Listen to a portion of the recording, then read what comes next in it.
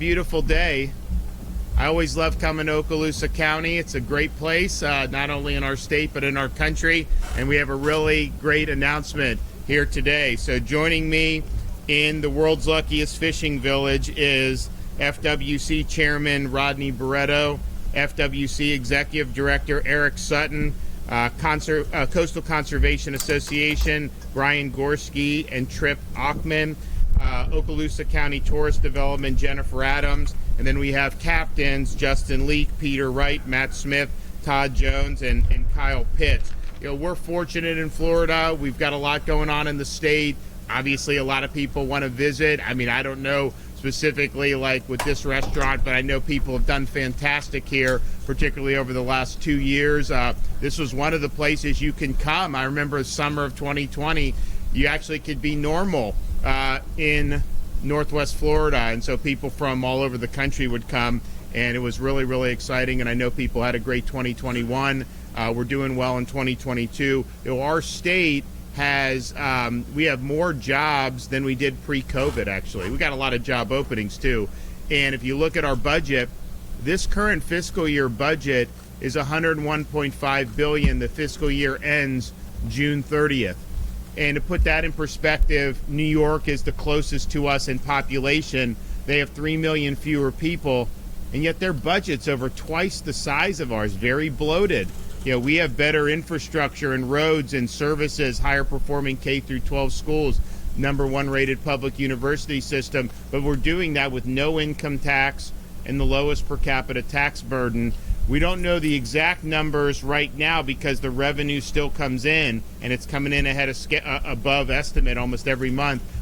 But by June 30th, we'll know for this fiscal year, you know, our budget surplus, you know, may end up being about $20 billion out of $101.5 billion. So we've never had anything that big in Florida. And so as we look forward, we want to continue to be good fiscal stewards, but it is prudent to make sure that you have adequate reserves, because I'm quite frankly concerned and worried about Biden plunging us into a recession. You know, if you look what he did when he came in, decided to print trillions and trillions of dollars, and the result of that's been the worst inflation that we've seen in this country in 4 decades. And it's killing people all across the board to have to pay so much for gasoline, have to pay so much for bills, have to pay so much for food, and that's really, and they say it's 8.5%, but if you look at the things that matters, it's gone up way more than that.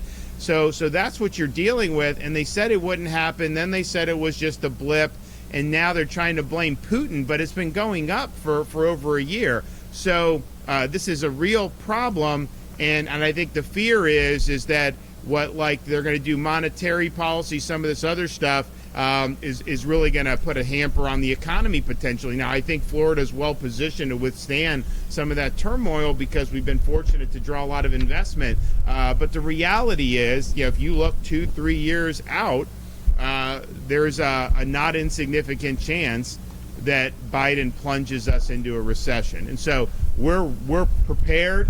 You know, if we have problems on the revenue side, you know, years in advance, we have the ability to plug that immediately. And I think that's the prudent way to do it. You want to make sure that you have the type of reserves necessary to sustain the state if you have to deal with some of these things. So we're proud of that, and we're going to keep doing it. We're also proud of the fishing industry and what that means for the state of Florida. We are the fishing capital of this country, really the fishing capital of the world. We have people who come from all over the country and all over the world to come and fish in Florida. FWC estimates that $13.8 billion to the state's economy and 120,000 jobs are all tied to this industry. And so we know anglers across Florida love what they do. They love to do it. It's a great thing for families, and I know it's been a tradition for many, many people. So that's what we're here today to announce. And I'm really excited to be able to announce that for the 2022 Gulf Red Snapper season, it will last a total of 57 days and include both summer and fall season. And that will be the longest combined season that has ever been available for anglers since state management began.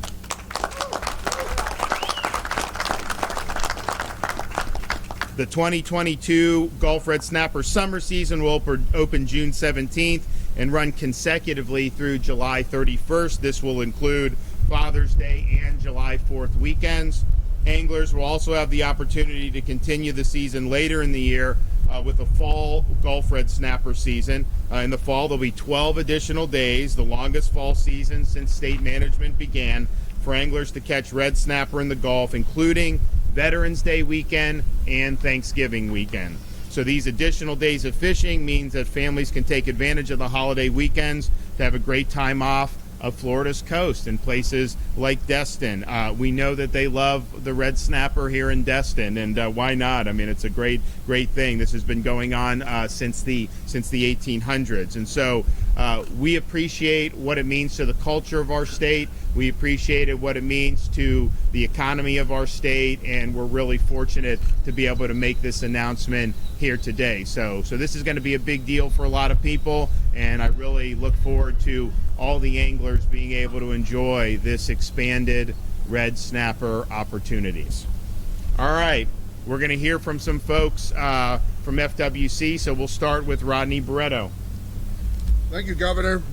I traveled here this morning from Miami, and we're open down there too, thanks to you. So listen, it's really, on behalf of the commission, I'm really happy of the governor's announcement this morning. We're given more opportunity to go red snapper fishing in the Gulf than ever in the history of Florida. But I'd also be remiss if I didn't highlight some of the governor's efforts with the environment, the clean water, the Everglades, our beloved Everglades, the environment in itself. This is the first governor who is a Republican governor who has put all his efforts into the environment and making it better for all Floridians. And I want to congratulate the governor on behalf of that. The governor, I often talk to the governor, and he instills in us, and he says, listen, let's be a trend setter, not a trend follower. So Florida, really, if you look around the United States, most fish and wildlife agencies look at Florida. They look at what we're doing. They look at our management practices. So I want, Governor, with that, I just want to let you know, we want to thank you for all the resources you provide the agency to allow us to do the job for all Floridians. And we want to thank you for all this opportunity to make it better fishing season, a better environment, to enjoy the environment. Thank you.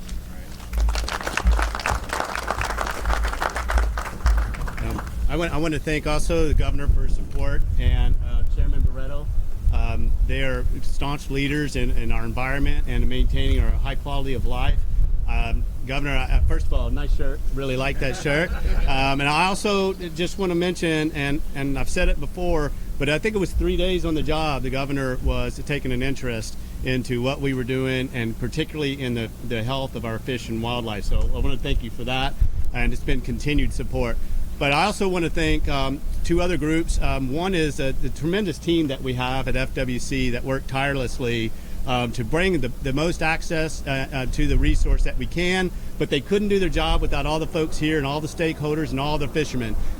It's such a great honor to be in this position, to serve the public, to serve these folks. But it's just been tremendous to get to know all of the people around the state that enjoy the fishing and hunting and access and the environment. So, Governor, Chairman, thank you once again.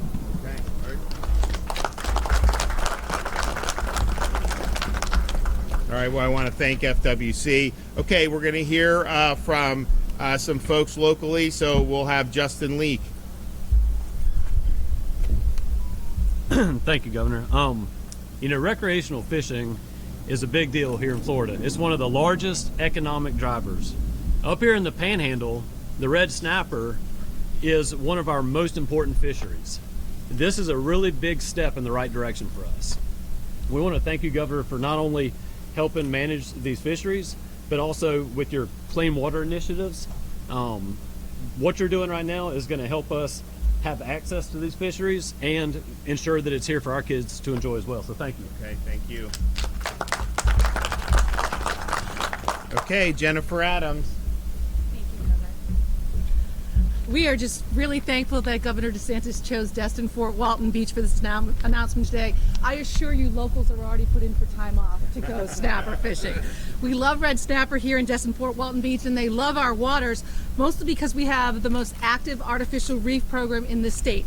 I am truly blessed. My Board of County Commissioners has allowed me to develop my own coastal resources team, where their main focus is fostering our natural resources, including our fisheries. This year alone, we are going to invest almost $3 million in growing our artificial reef network. To date, we've created over 300 artificial reefs in the Gulf of Mexico. And don't forget the 8 deep water buoys pioneered and named after Captain Kelly Wines. These FADs are the only buoys of their kind in the continental United States. For decades, we've been proud to be known as the world's luckiest fishing village. And as you stand here today in Destin Harbor, you can see why. We are home to the largest fleet in the nation with more than 300 for-hire fishing operations. There are more than 2 million fishing trips that are taken annually in Destin Fort Walton Beach. In 2019, recreational saltwater fishing contributed more than $74 million to the economy, with more than 830 jobs. Captain Jim Green is here today, and he is the president of our fleet and the captain of the American Spirit. Last year, he took almost 10,000 anglers out to fish for red snapper.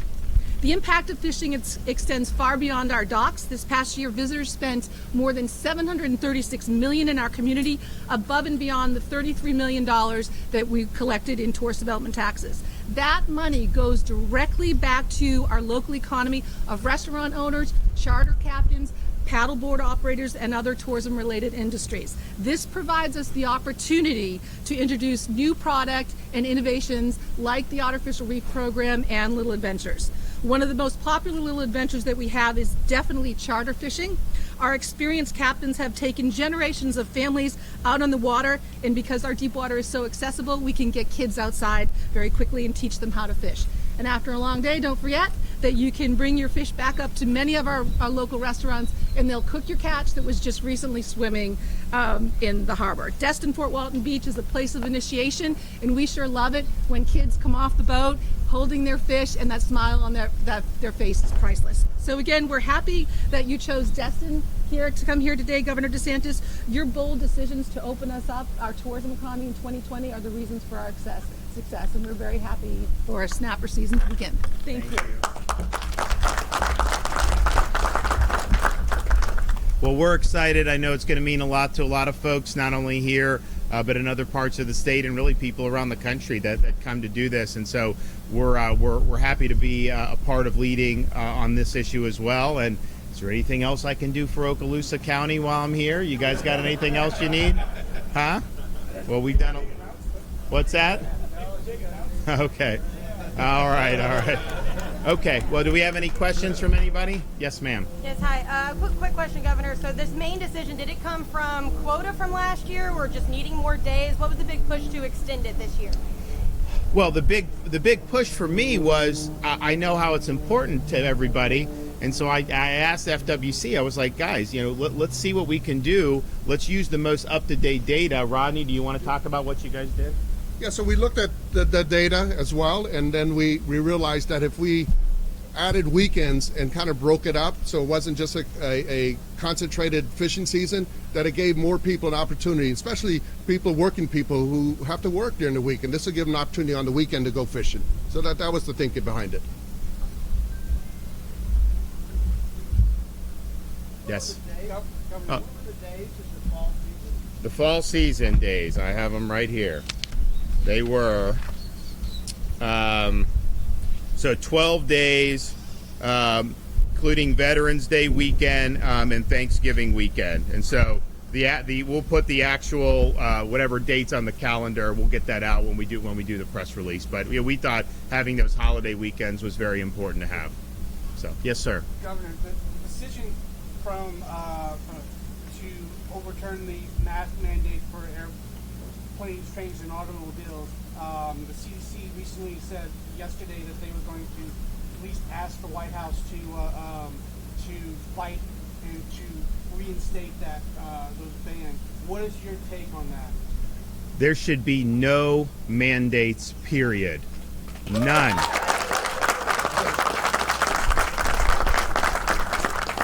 And I think the airline mandate is, to me, one of the most cruel, because if you go to the beginning of COVID, I actually thought, hey, an airline, because you're in a cylinder, that may be really, really risky to be there. Well, the way they have the air filtration, fact is you just don't have outbreaks on the airplanes, and that was whether they're wearing masks or not. So you have no mask in most of society, which is really obviously good, and yet they keep clinging to this, forcing people on an airplane to wear it. And the thing is, you'll have somebody sitting in an aisle seat and they will put the mask down and fake nibble on peanuts for 2 hours so they don't have to have it covering, so they can breathe freely. And it's all a charade. I understand why they do it, because but then if someone's right next to them and they just want to breathe freely and read a magazine, somehow that's a big problem. And so this is COVID theater, but what it is they are trying to prolong the misery that these flight attendants have had to deal with. Did you see the flight attendants were crying? They were so happy when the judge ruled that they didn't have to be forced masked all day when they're in the airplanes. Most of the passengers were having a great time, saying how what a relief it was. And so when you see that and you realize there's no real data behind this, why would you then try to appeal this, which is basically trying to reimpose mandates that's going to just prolong the misery for people? So I think it will be totally outrageous if they appeal this decision. I think that they have decided that they are going to do it. I don't think they're going to seek an immediate stay, which in some respects may even be worse, because you are going to have this decision in effect. People are not going to be having to wear a mask. And then if they win the appeal, you could reinstitute it somewhere down the line. That doesn't make any sense whatsoever. And I think we've just got to get beyond this. But it does go to, why are they doing this? And I think part of the reason they're doing it is because they like to exercise power over the people that they govern. They like to be able to take decisions out of your hands and force a mask on your face, force kids to muzzle, force people to lose their job if they don't take a COVID vax. All the things they've done to use the coercive power of the state to take away your freedoms over the last 2 years. And there's a reason why we're known as the free state of Florida, because we never muzzled you in Florida. We never imposed a mask mandate in this state. We made sure kids were in school 5 days a week, all the way back in 2020 when no other major states were doing that. We made sure everyone could work, businesses like this could operate, and we said nobody should lose their job based on these jabs. You have a right to work, and they can't force you to do it. And the same thing about going out and living in society. Other parts of our country, you have to show medical papers just to be able to go into a restaurant and have a meal. In Florida, we ban that. And so there's a reason why we led the nation in domestic tourism in 2021, why we even beat New York in foreign tourism, and why we never had such a strong year for domestic. It's because of the stark contrast with treating people with respect, protecting their freedoms, letting them make their own decisions, not constantly badgering them with different types of restrictions and mandates. And here's the thing I think people need to know is, yes, a lot of this stuff is now unpopular, so there's elections coming up. As soon as we get by those elections, people that are inclined to lock down policies, they will absolutely try to do it again. They will absolutely do it. So the only way to be sure that it doesn't happen again is to not elect anybody who embraces those policies. And I can tell you in Florida, with me in this chair, your freedoms are protected. Thanks.